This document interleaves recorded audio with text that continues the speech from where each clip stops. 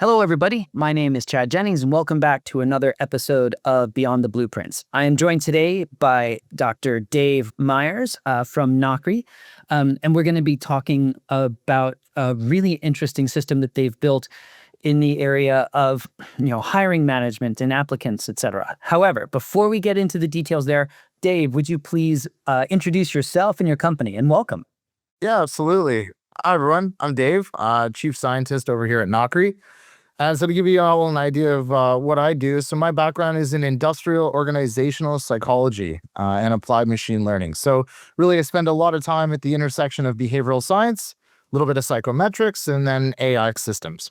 So at Knockri, we focus on really trying to make organizations make better hiring decisions. So, using structured behavioral interviews and assessments, that's how we, create better decisions when it comes to who we might bring on board and who might likely do better when they start working at an organization.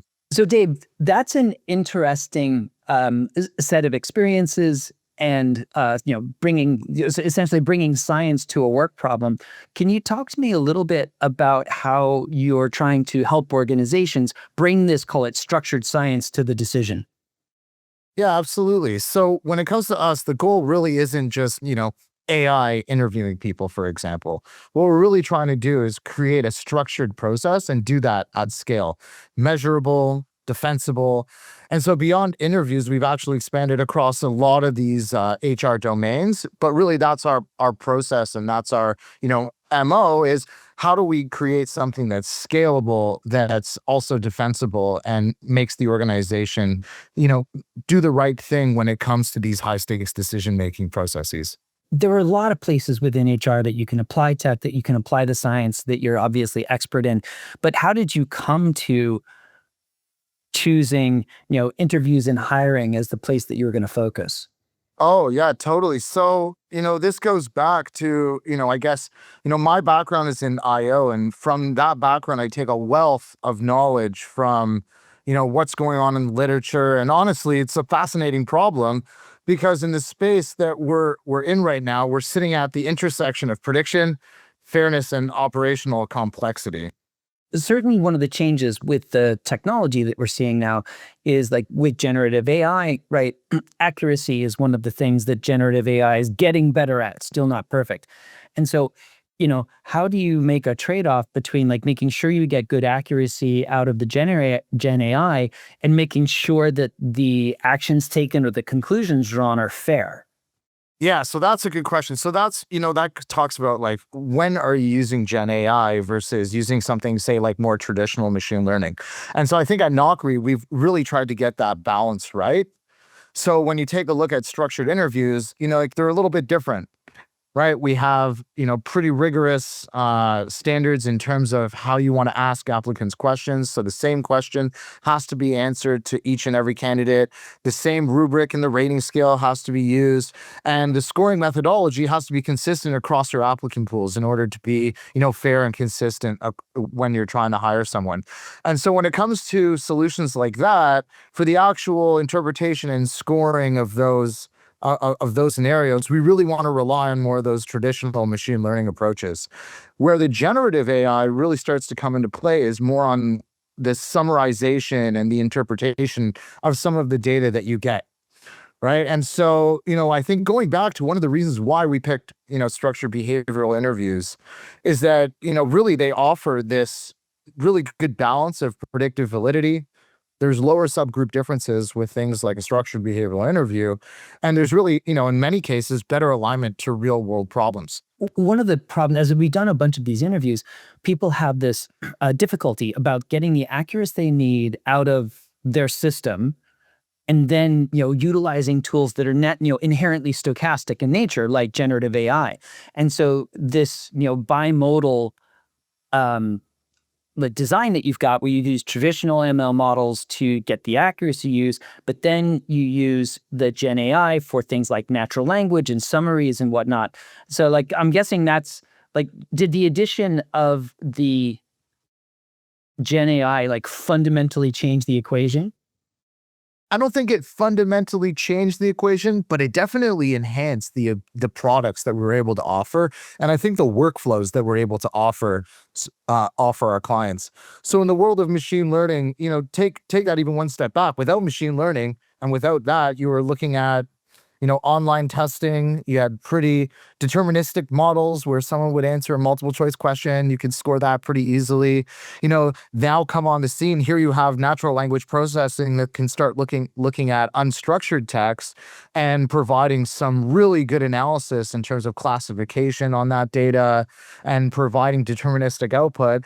And then, we have now these stochastic LLMs, which can generate a lot of interpretation on some of the data that those spit out. So I think the balance for us and where we've kind of found that middle ground is for decisions that need to be made and for, really those high stakes positions in a workflow where accuracy, fairness, and determinism are really important. We rely on more of those older sort of machine learning approaches to data analysis, whereas some of those more interpretive reasoning aspects that don't have the same weight in the decision making process, we allow LLMs to use their interpretation and to provide interesting sort of avenues for product development.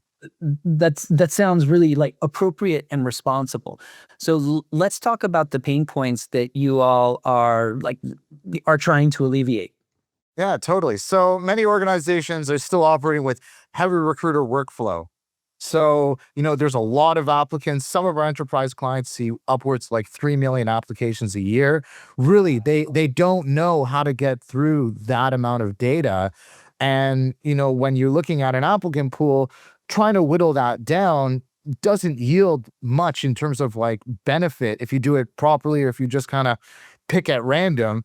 And so really, that workload is something that you want to try and minimize as much as possible. So creating solutions around that. Also, inconsistent evaluation processes.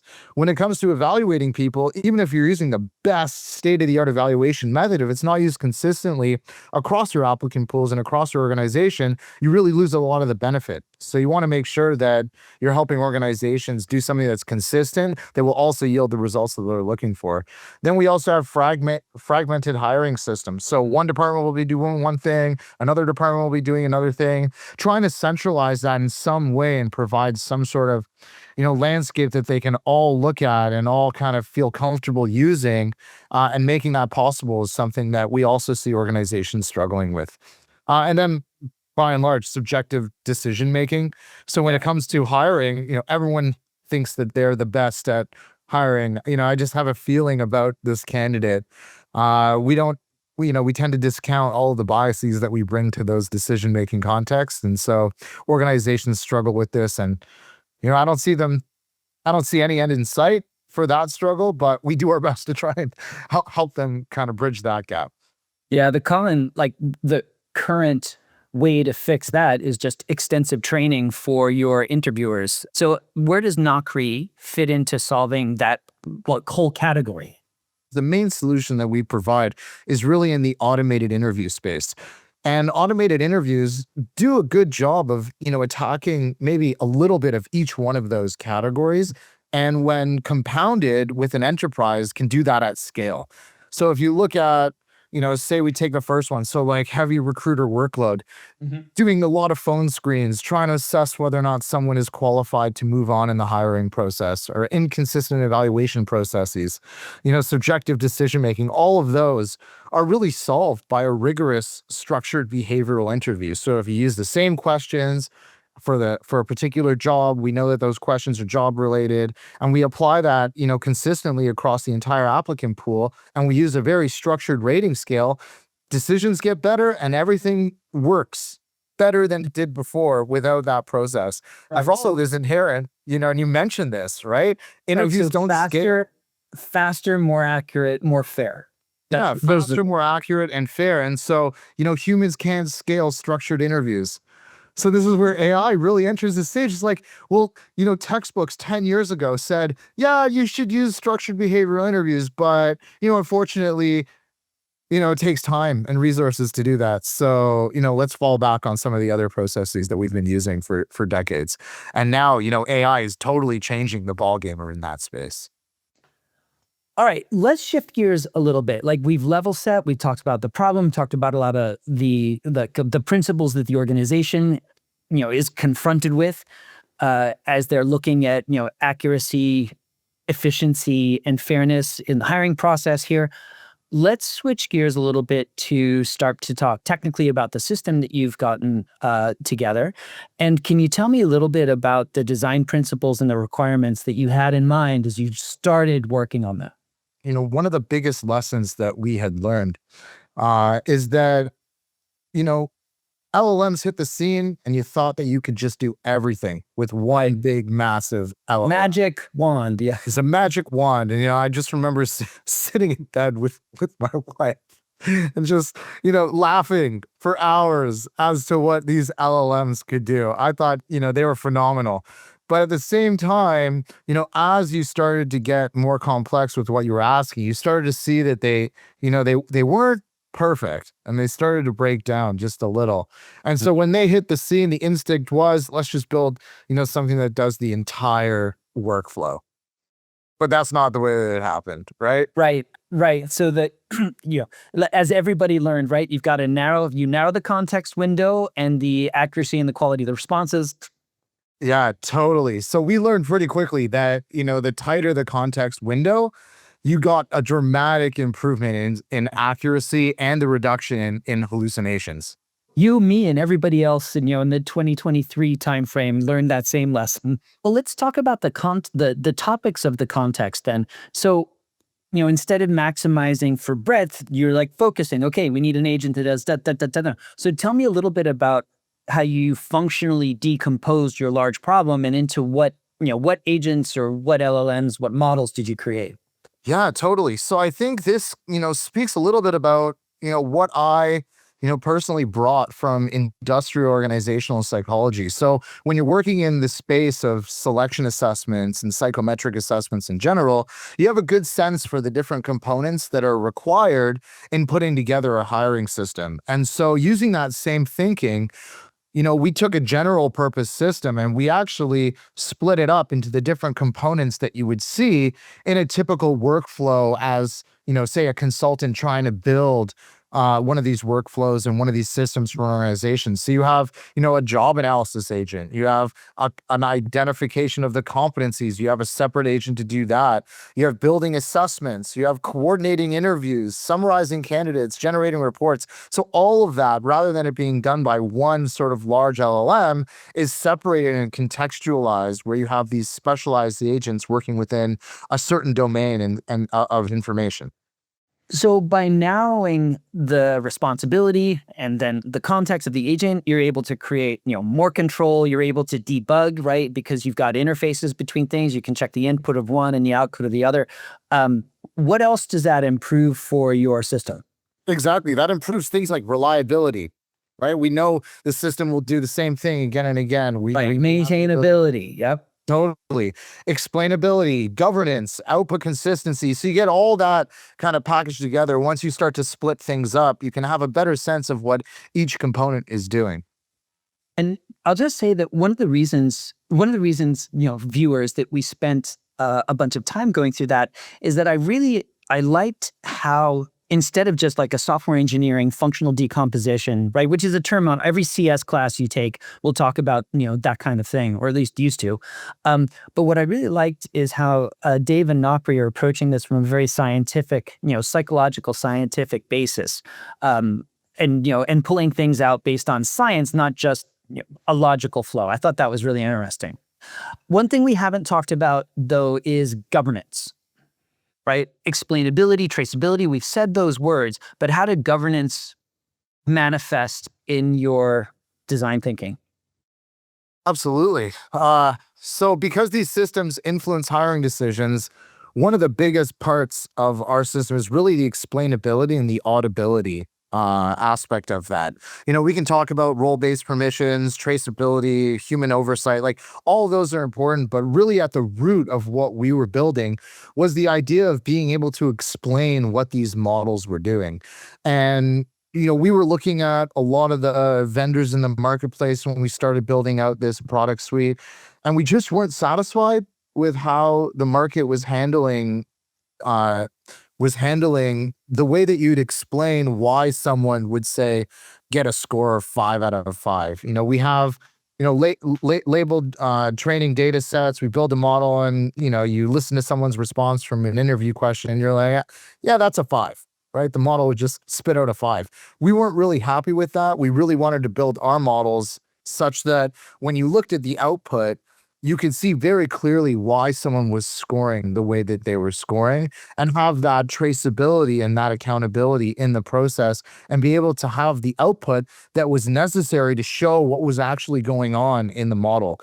And, that helps with things like human oversight, where if you can see what the model's actually doing in the process of scoring someone, you can identify potential issues that are occurring. So maybe, it's not working in some contexts, or it's really working in others. You actually have the data to trace that back and to audit it and to govern it. And that was something that was really important to us, and has actually been something that the market has appreciated. So we've seen a lot of success because of that explainability and that auditability aspect of our system. Dave, this is a perfect time, I think, to transition into the architecture diagram and start to tell people about like how you built the components to the system. Let me go ahead and bring that up. Yeah, oh, this is great. So this, what you're looking at isn't the, entire suite of Knockri products that we offer. This is just one slice that we thought would be, pretty unique and pretty good to share, so we can walk through all the different components that we bring into this. So this is the full life cycle and architecture for what we call our assessment agent.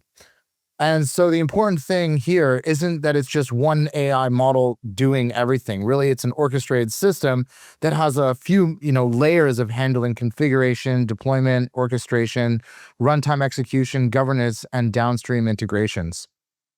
So excellent. We'll focus, clearly this, does a whole bunch of stuff within the HR context, but we'll focus it on like applicant tracking and applicant evaluation, because that's the use case we've been talking about.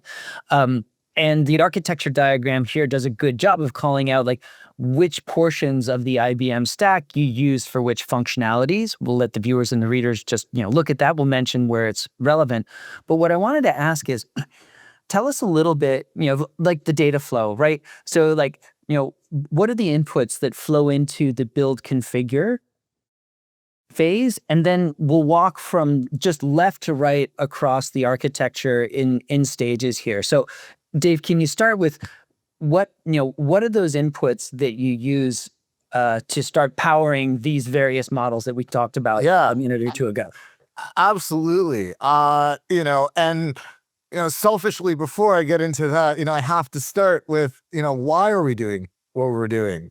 Right. So always at the top, the big question that we have is like, what are the business outcomes that we're driving? Naturally. Right. So at the very top, right, you see, we're focused on faster assessment launches. We want standardized assessment flows, improved candidate experience, greater compliance, and auditability. So you have all of those is really the driving force behind here. And then, quickly jumping into, that whole build and configure, what's the information that we use to start building this system? So at the first functional layer, we're really looking at, how do we define what's going into an assessment, or when we launch an assessment, what is the information that we need either from the business or from the Knockri side to actually put that together. And so we're looking at assessment content. Well, we have assessment content, whether that's interview questions or whether that is a multiple choice question in some cases where we're getting some applicant data. We then have rubrics. How are we going to score that and how we're going to measure that? We have launch rules. So we know, when we go and set this assessment up, there's going to be a 7-day window for them to complete the assessment. They're going to have automated extensions, so on and so forth.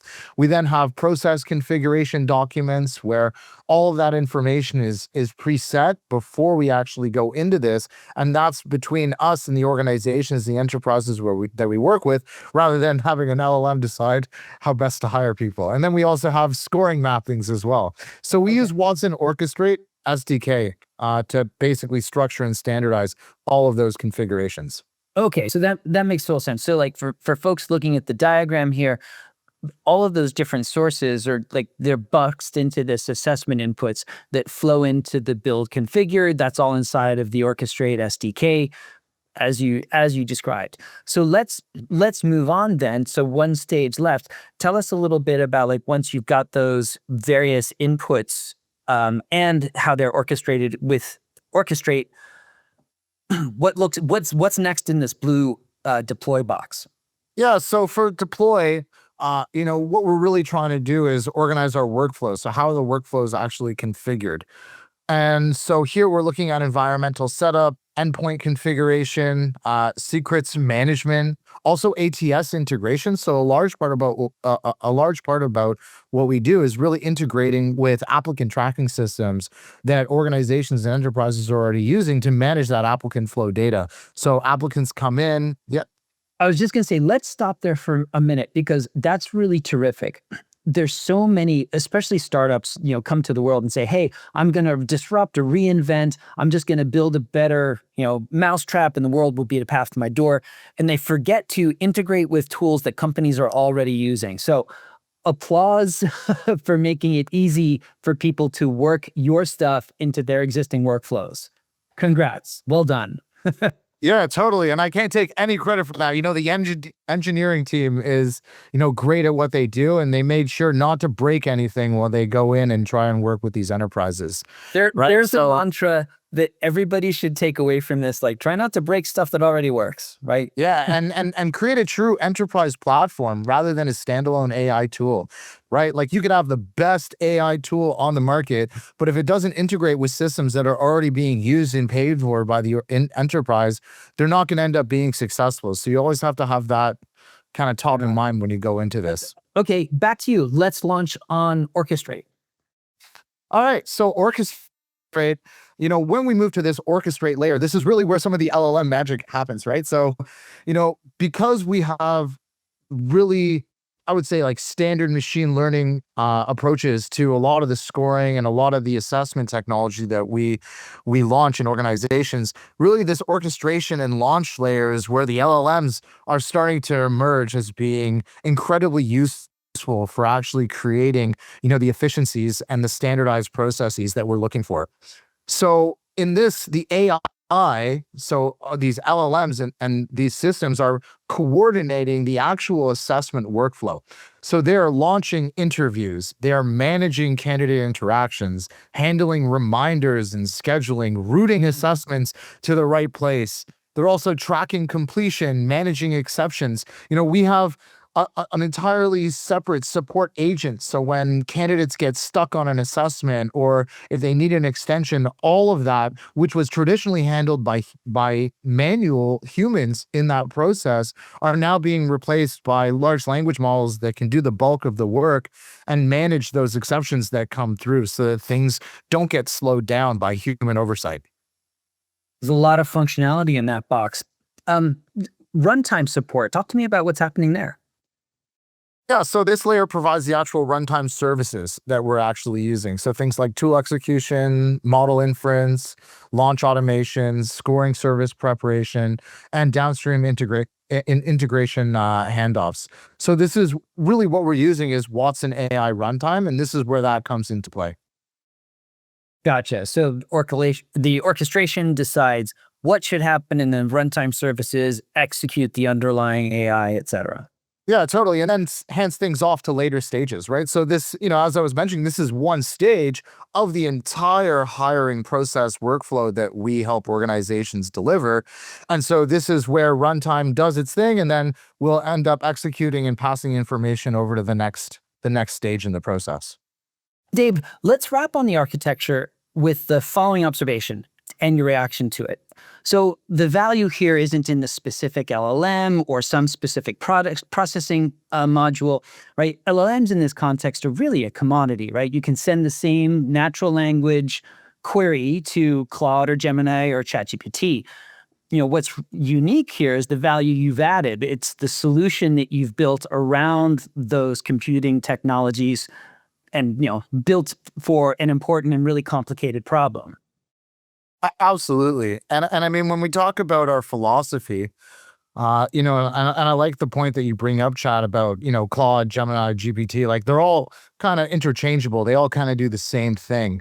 So our main philosophy is really akin to being a chef in the kitchen, right? So I'm sure you've seen multiple videos, circulating online where you have these robots that are following recipes almost better than a chef can.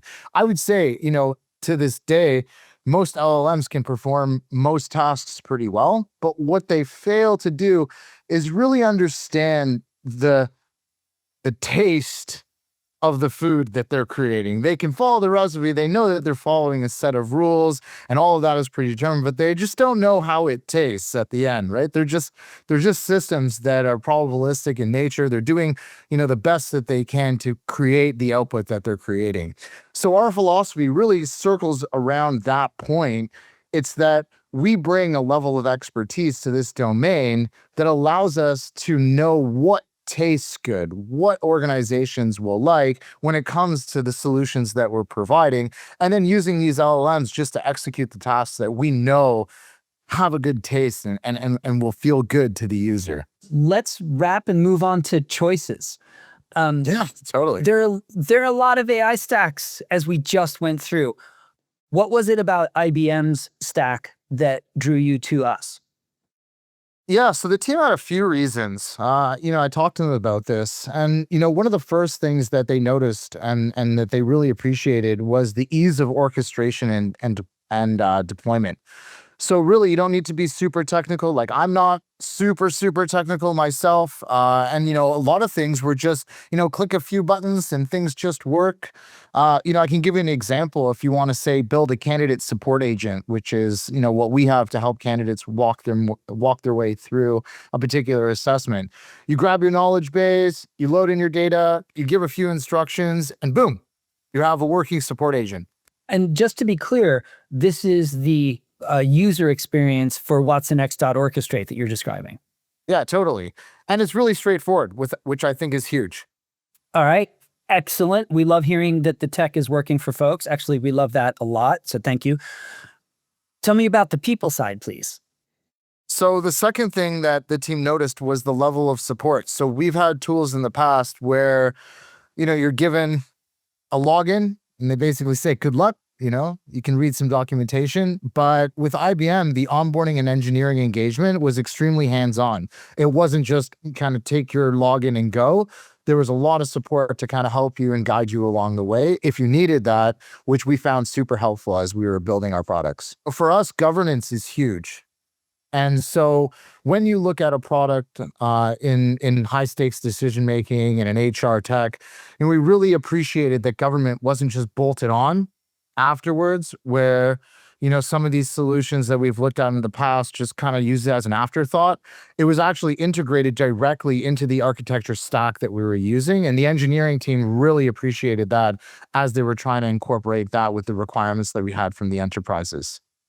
It seems that for you all, IBM's hit this middle ground between low code accessibility, so we've got that, was pretty easy, and like developer flexibility so you can like tune things. Can you say a little bit about that?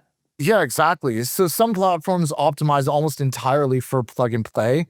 So I've seen some systems where you just kind of drag and drop everything, and that's the only way to work and navigate through these systems. But IBM felt a little bit more developer oriented. So we have an incredible, science team here and a technology team that was able to open up that workflow and start integrating some of our custom ML models into it. They're really allowed, they're given terminal access, orchestration, logic, integrations, model controls. So like they had a lot of stuff to work with that they could use to incorporate some of our custom ML models, because we're not just looking at simple chatbot flows as some startups are. We have highly structured enterprise workflows and governance requirements, and IBM was able to open up that box just enough that allowed us to kind of get in there and have our AI solutions and automated workflows work in a way that was helpful for us and not limiting. Let's talk about measurable outcomes and customer impact. Like, can you tell us some of the like the bennies that you've been delivering?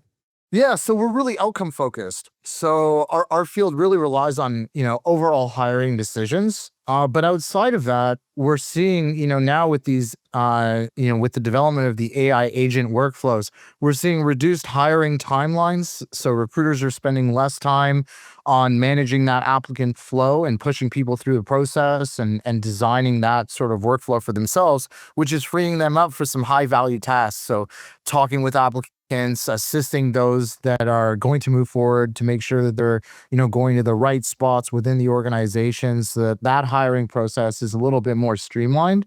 But we're also seeing, on top of that recruiter efficiency, we're seeing increased diversity outcomes. So like that's big for us.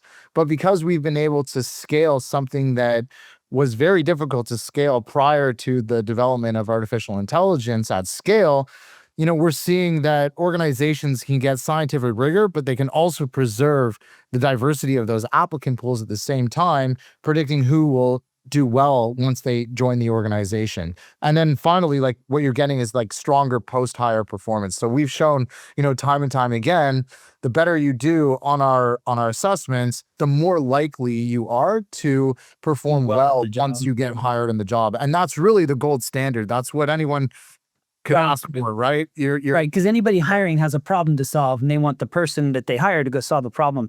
Can you quantify, like, do you have any numbers to quantify the amount of impact that you're having in any of those dimensions?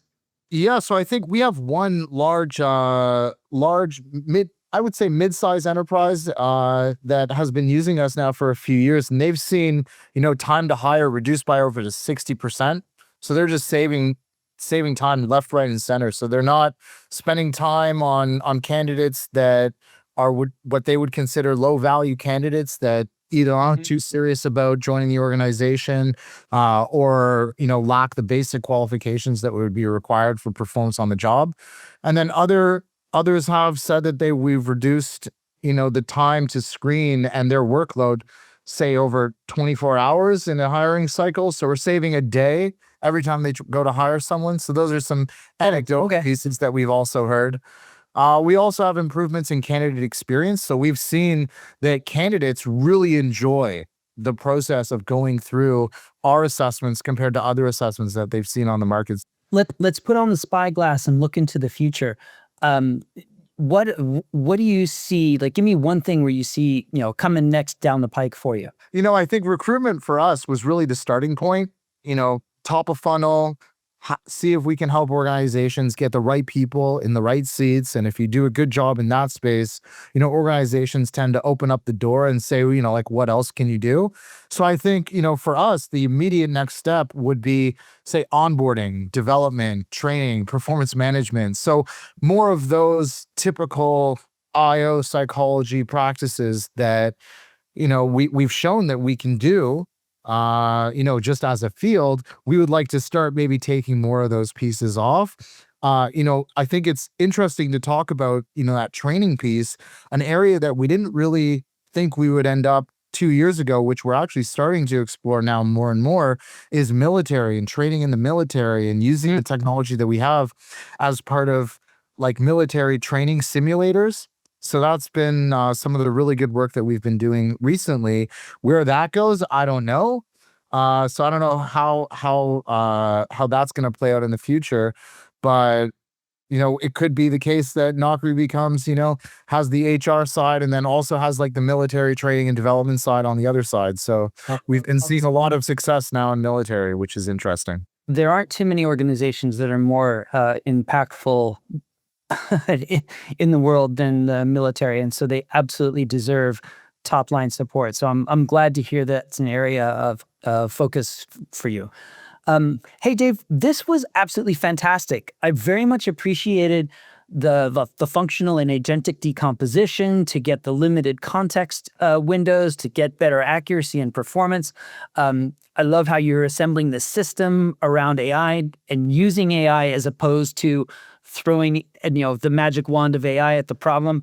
I think you guys are doing a really outstanding job. Thank you very much for joining us on Beyond the Blueprints here. Thanks, Chad. I really appreciate it.